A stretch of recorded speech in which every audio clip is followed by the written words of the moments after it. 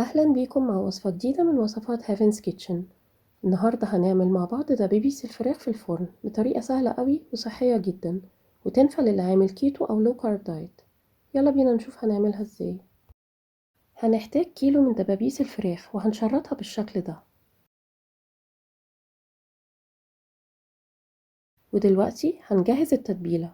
هنحتاج نص معلقة صغيرة ملح هيمالايا، نص معلقة صغيرة فلفل اسود، معلقة صغيرة زعتر، معلقة صغيرة كزبرة، معلقة صغيرة بابريكا، نص معلقة صغيرة شطة، معلقة صغيرة بودرة بصل، معلقة صغيرة بودرة ثوم، معلقة كبيرة صويا صوص فاتح، معلقة كبيرة صوص الورشستر، معلقتين كبار زيت زيتون، ونقلبهم كويس قوي مع بعض.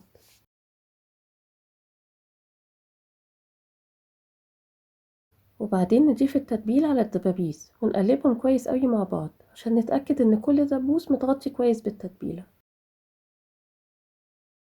ونرصهم في بايركس أو صينية وندخلهم فرن متسخن من قبل كده على 220 في الرف الوسطاني لمدة 45 ل 50 دقيقة.